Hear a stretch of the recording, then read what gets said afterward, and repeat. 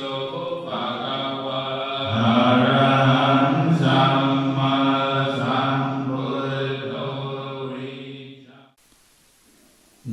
tassa bhagavato arahato samma sambuddhassa. Namo tassa bhagavato arahato samma sambuddhassa. Namo tassa bhagavato arahato samma sambuddhassa. Buddhang dhammang sanghang namasami.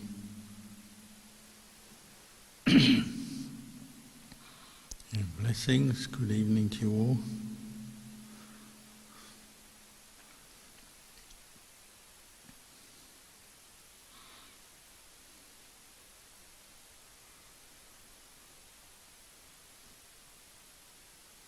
One of the comments that keeps cropping up when people who practice meditation and are learning about Buddhism come to meet me and other monks is they always say how difficult it is to train the mind, practice meditation,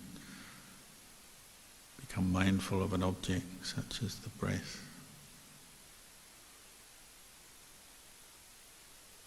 So one of the answers that Ajahn Chah gave to that comment was that it's not difficult, it's not easy, it's just the way it is. The thought it's difficult or easy is something we add on to anything we do in life. That's our opinion, our attitude. Obviously it's convenient sometimes to describe what we're doing and how things are, but when you're actually meditating, if you bring up the thought, I want to be peaceful, I don't want any thoughts, I don't want any pain in my legs, why is it so hard to do this? Then of course it only adds to your problems. So one of the qualities of mindfulness is that it's, you might say, neutral.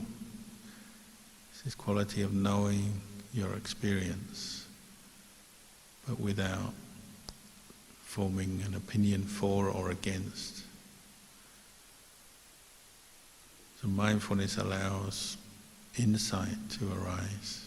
It's the supportive factor or the vehicle for insight or wisdom to arise, because we say it's that clear knowing of the way things are.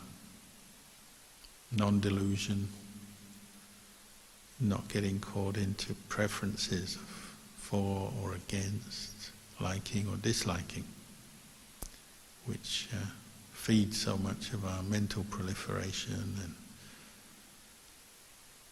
a lot of our emotional reactions to things. And you'll notice when you are more mindful, the mind often quietens down. Whatever else is happening in your life, on the outside, whatever's going on, or on the inside, however you're feeling in your body, whatever thoughts or memories, emotions are coming up. When you're mindful, you're just knowing what's there. But as you lose your mindfulness, then you get caught up into the trains of thought, the emotional reactions, the feelings, sensations, pleasure and pain. And things immediately become more complicated. And after a while we probably become more confused, more distracted. And it's hard to sustain, say, meditation when you lose your mindfulness or give up putting effort into bringing up mindfulness, and it's hard to continue.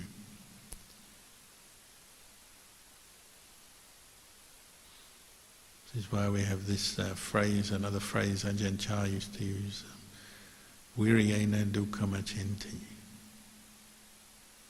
Suffering is overcome by persistence, through effort. And it's the effort to establish mindfulness, this quality of knowing. so that we can examine more closely our experience, observe ourselves, know ourselves better. Because the kind of suffering that we can remedy as human beings is the kind of suffering that comes from not knowing ourselves. The Buddha pointed out it's always a sign that there's ignorance, avijja, present in the mind when we're suffering. It's different from, say, physical suffering. You may have some illness or aches and pains, or feel hot and feel cold or hungry. Your mind may be peaceful with that. It's just physical suffering that you perhaps cannot do much about. But here we're talking about mental suffering coming from ignorance, not understanding suffering and its cause, and not being able to realize the end of suffering, the cessation of suffering. That kind of ignorance feeds craving and attachment and all our mental stress and the suffering we experience. And that's something we can do about do something about through the practice.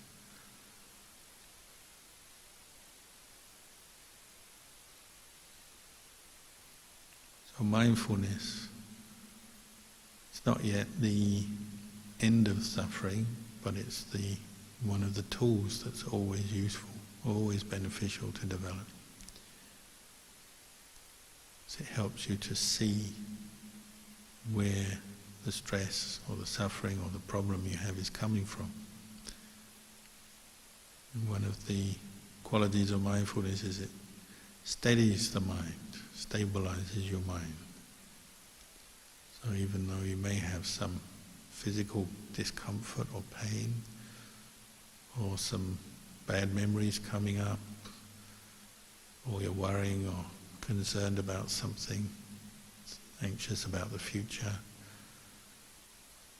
when you put effort into bringing up mindfulness, it stabilizes, steadies the mind, and then maybe you can look at your experience with the clear eye of mindfulness and understand better what's going on.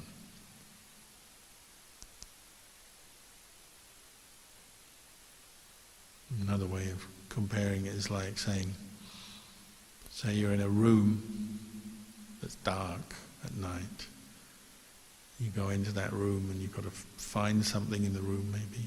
So you're walking around. Well, if it's dark, you could easily bump into things, knock yourself, hurt yourself, knock things over, and it's very difficult to find anything in the dark. So you switch the light on. Or if you have no light, maybe you light a candle or turn a torch on. Then you can see what's in there. Things immediately become easier. Mindfulness is like that. It starts to steady the mind, settle the mind so you can see more clearly. Even when you may have very strong emotions coming up, or feelings of stress, the mindfulness steadies your mind in the middle of that so that you can examine more closely what's going on. You don't feel like you're so lost in things because your mind becomes more steady.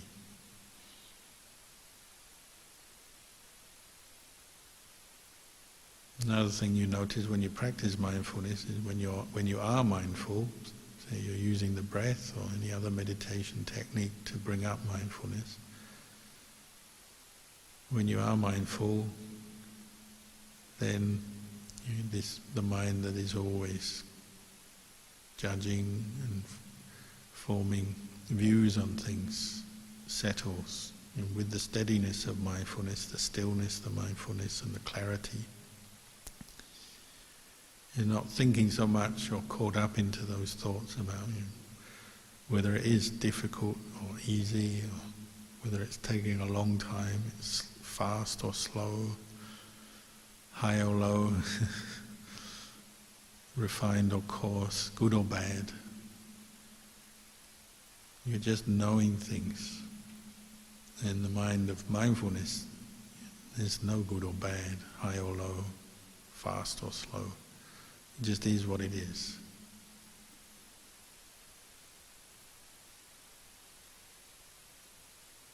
It starts to reveal all kinds of truths to you that maybe you didn't notice before. That's why the practice of mindfulness is enlightening. We say awakening. You're awakening to truths, and a lot of those truths were hidden, or you missed them because you weren't mindful before. Some of those truths are just very small, little realizations. Maybe that the mood you've been in is just a passing mood rather than something very real and sort of serious and powerful that seems to overwhelm you. Maybe as you establish mindfulness, you realize, oh, it's just a thought coming and going.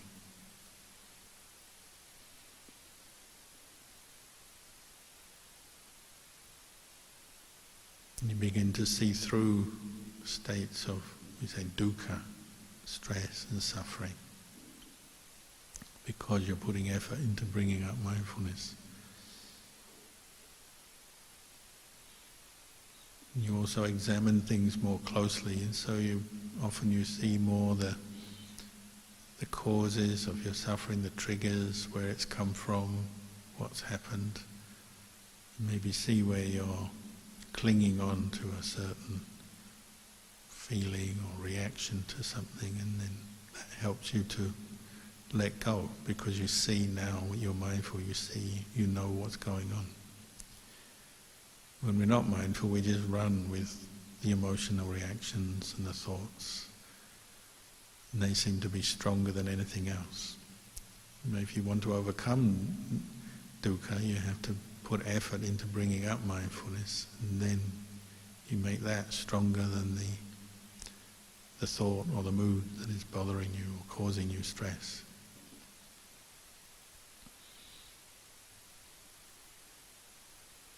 And because mindfulness is just neutral, this quality of knowing is not taking sides, then you can often see things very clearly. So not only do you see, say, suffering and its cause, but you also see very positive, very wholesome things in your life that maybe you missed before because you weren't mindful, you were deluded.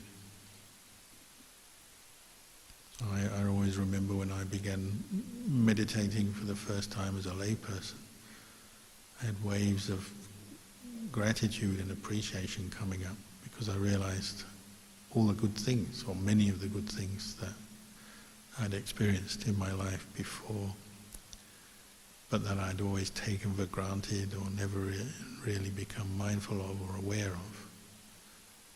So I had feelings like gratitude to parents, teachers, people who have helped me, friends, appreciation of things that for a long time I just never noticed. Maybe I deep down was aware of, but never really thought about or wasn't particularly mindful of. But as soon as my mind settled down, then I realized how much good fortune I'd experienced in my life. Nothing particularly special, but just the fact that you have a place to live and food and family and friends who maybe care for you, help you. All kinds of good thoughts came up simply because my mind settled more when I was mindful.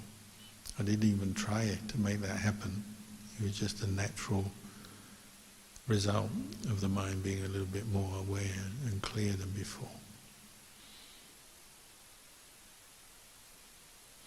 When we're caught into dukkha, we tend not to do that. We tend to be just focused on what's wrong. When we're stressed, we're just seeing what's wrong with ourselves or our life or the things around us, the people around us. So you miss all the good things, and you're just caught up in what's wrong, what's bad, what's painful. When you're not getting what you want, when you're disappointed, and so on. Dukkha is like that. It makes us very narrow-minded, self-centered. You could say selfish.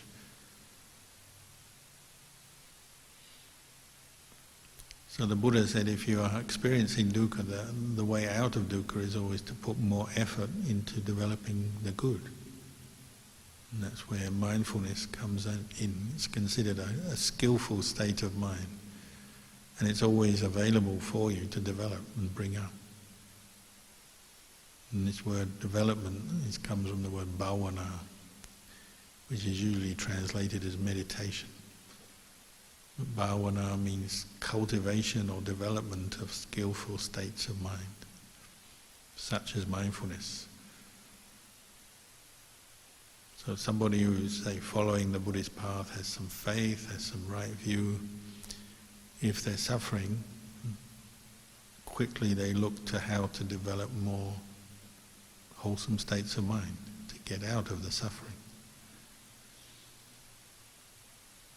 Mindfulness is perhaps the most beneficial for that. Of course, with mindfulness then that leads on to some wise reflection and understanding. But we need to put effort in when we're suffering to develop good states of mind, wholesome states of mind, good qualities of mind.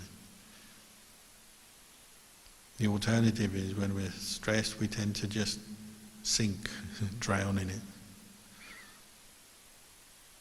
Makes us despair, angry, lazy, defeated, give up, surrender to the suffering. We go in the wrong direction quite often. We don't make the effort to bring up mindfulness and practice to understand the suffering and where it's coming from, but we just give in to it. And so often it gets worse.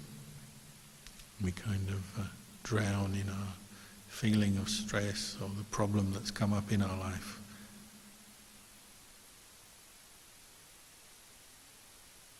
The Buddha encouraged us to look at stress in all its forms and then bring up the qualities of the path, the Eightfold Noble Path. Right view, right thought, right action, right speech, right effort, right mindfulness, and right samadhi. And if mindfulness, you practice it, so you're feeling stressed, so instead of just going and doing something more indulgent or giving up, you go and meditate, what you find is that effort to bring up mindfulness brings its good result. Sometimes quickly, sometimes the mind settles down and you realize, oh, that's stress, it was just a lot of negative thinking I was caught into. And it fades out through your effort to bring up mindfulness. Sometimes it takes a long time, a lot of effort. But eventually, sooner or later, if you persist, and that's one of the qualities of right effort, is persistence. You persevere, you persist. Then you, little by little, you bring up the mindfulness until it's established. And then those negative thoughts fade away. So that's like the moment when the light is switched on in the room and you stop tripping over and bumping into things. Or like walking through the forest when you've forgotten your torch can be the same. I remember the first time I went to Wat Pananachat in Thailand as a layperson. I was very lucky.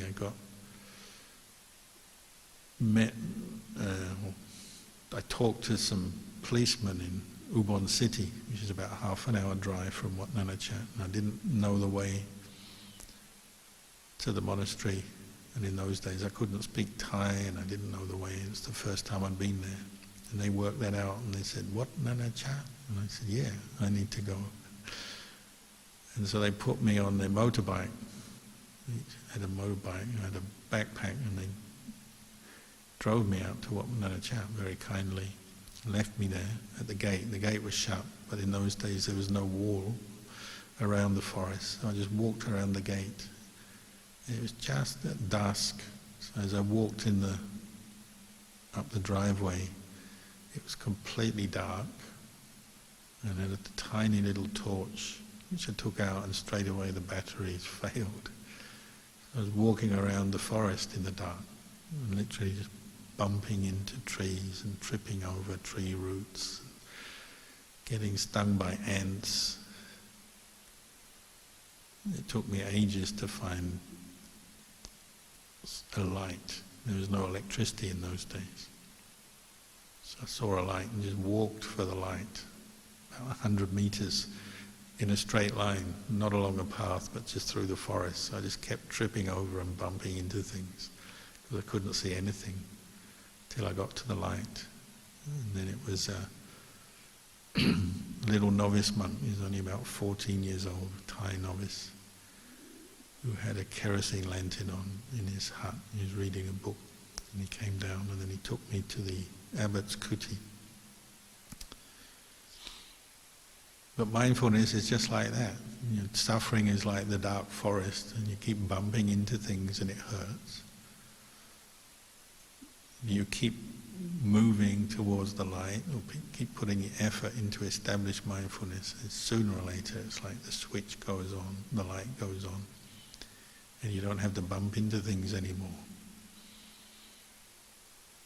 You still may be in the forest of your mind, your emotions, your attachments, your thoughts, but now you have a light. Things have improved because you're mindful.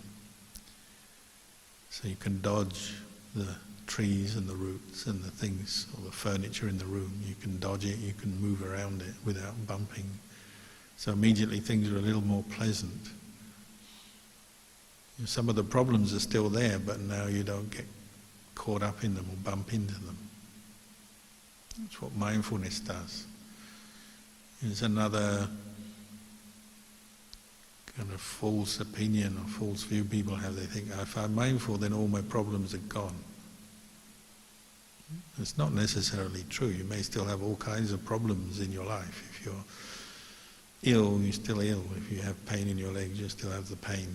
If you have someone who doesn't like you and is giving you trouble, you still have that person to deal with. If you're broke or in debt, you still have your debt and you're still broke. But it's now you've turned the light on with mindfulness, so at least you can see what the problem is and you can move around it without making it worse. When we're stuck in dukkha, in suffering, then we tend to compound it. We're in pain or we're disappointed, and so we think negative thoughts and make ourselves more disappointed and put ourselves in more pain.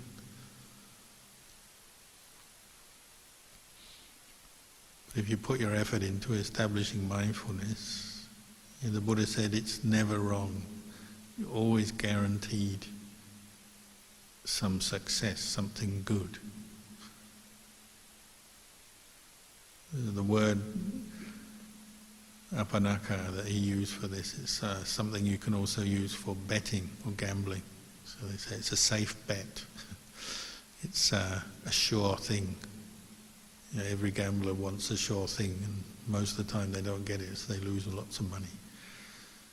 But when you practice mindfulness, it's like a sure thing, a safe bet. You'll definitely get some rewards, some winnings from that. Because it's like turning the light switch on in your mind, and you won't be so lost and so bumping into things so much, so stressed. Even if you still have lots of problems in your life, it doesn't matter. With mindfulness, you can face them and understand them better and get through them.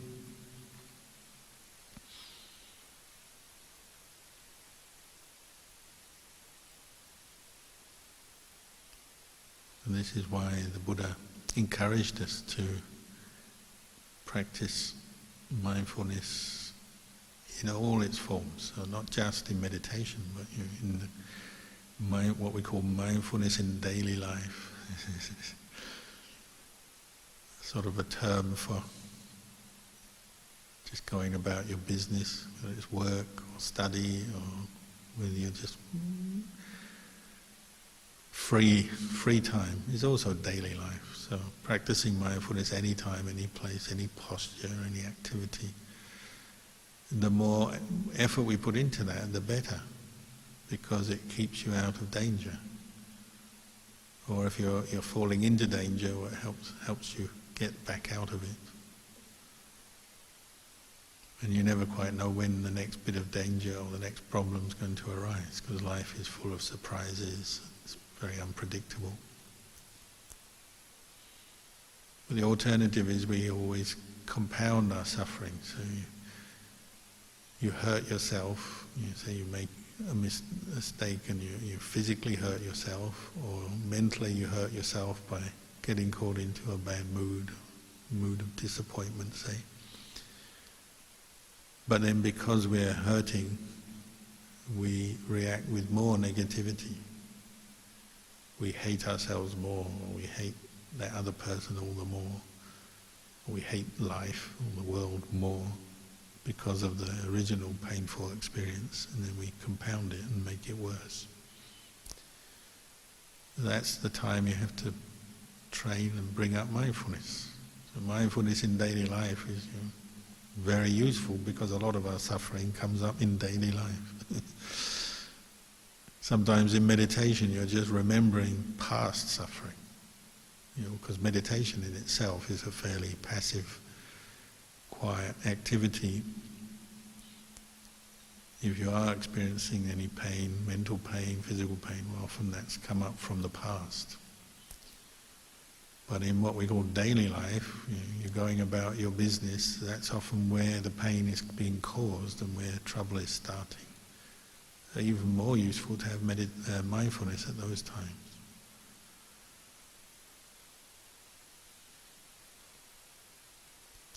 This is why the Buddha encouraged us to say, keep 5 precepts, training guidelines for daily life, being mindful in the day, to be careful of your intentions, so even when you do face some suffering, some problem, you don't make it worse by maybe taking it out on someone else verbally or physically, or taking it out on yourself,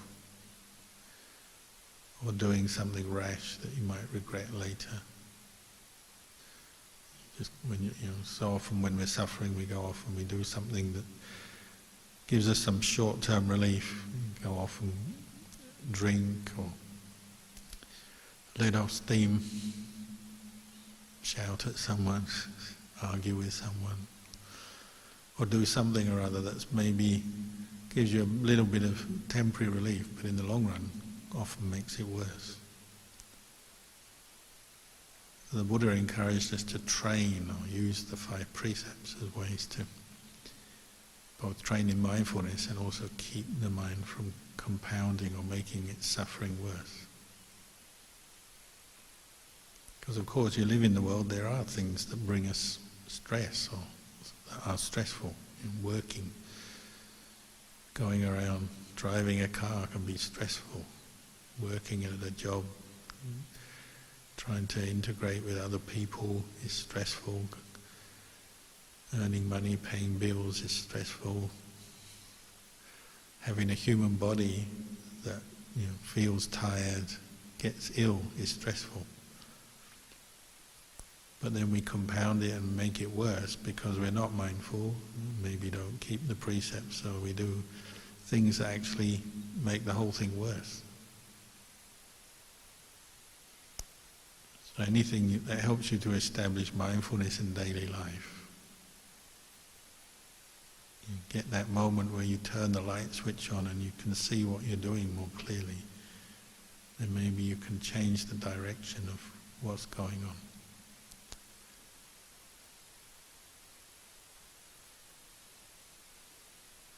And being more careful with yourself, say in daily life, what you're thinking, what you're saying, what you're doing. This is what mindfulness helps with. Because so often we're either in a rush, so we do things without thinking or without being very careful.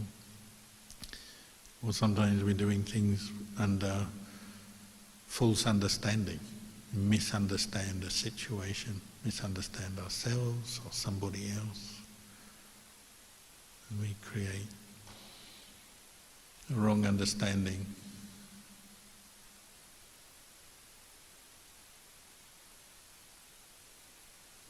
Sometimes it's what other people say or do.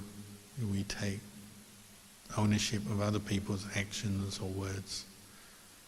We remember what they've said and done. We react to it maybe with aversion or irritation, without seeing that this is suffering that we don't have to suffer with. If you're mindful enough to know, or maybe somebody acts in an unskillful way or speaks unskillfully, if you can establish mindfulness, say, okay, this has happened, but you don't have to react with your own aversion and make it worse. Maybe even have enough mindfulness to bring up kindness and compassion, or at least patience with the situation. Patience is a good way to deal with the difficulties of life. When we're consciously, deliberately patient with a situation, then you're not necessarily falling into negative reactions. So it can remove a lot of suffering from the mind. Being patient with that which is difficult to be patient with, enduring through that which is difficult to endure. That works very well with mindfulness. When you're mindful, you tend to be patient, because you realize if you're impatient and give in to your negative reaction, you suffer. Mindfulness exposes that to you, reveals it to you.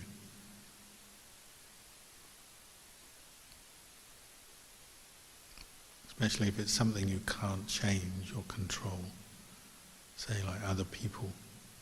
Most of the time you can't change or affect other people. They have to do that for themselves.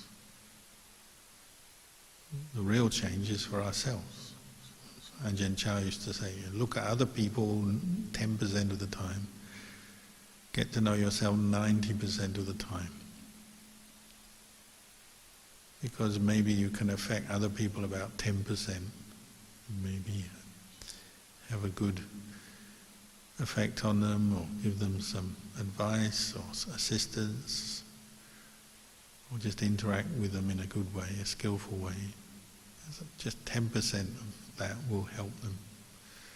90% of reducing our suffering is about watching yourself, learning from your own mind what you're thinking, what you're doing, and recognizing where you're creating suffering quite often out of nothing, or just adding on to a situation. And that's where mindfulness helps us in daily life, turning on the switch of the mind, the light switch of the mind. And the mind brightens, because there's a little bit more detachment and awareness. But to do that, to experience that, you need to practice turning your attention inwards, examining your own mind more, rather than always going out, judging others, getting lost in the world, which is so easy because of our habit. And that's why when we meditate, we're not so peaceful, because we spend all our time thinking about other people and other things, worrying about the future, lost in the past.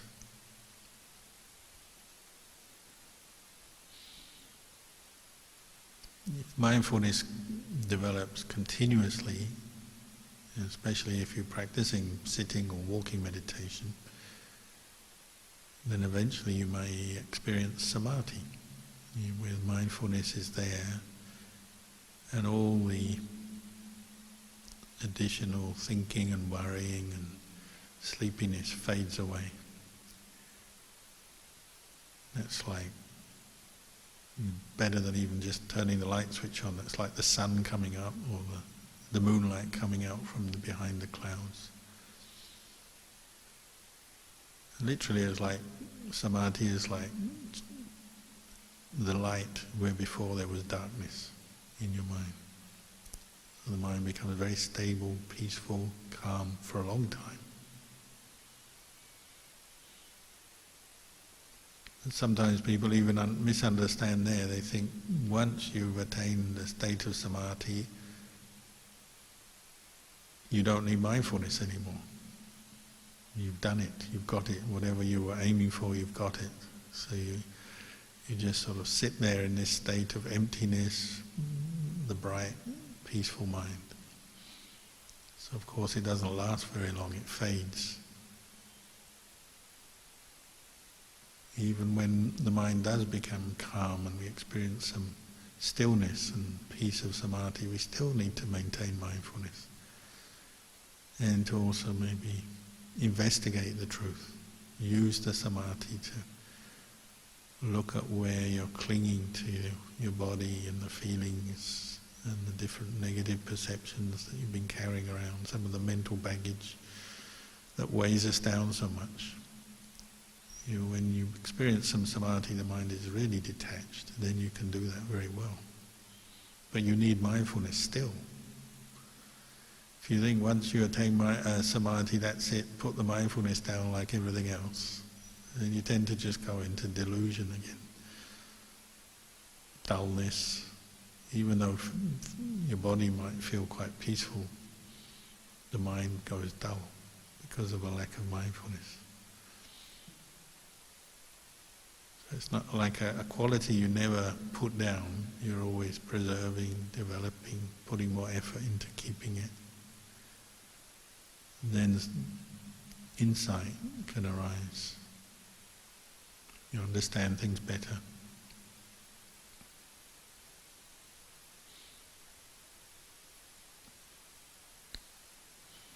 So maybe I'll leave you with these reflections tonight, something to take away and contemplate.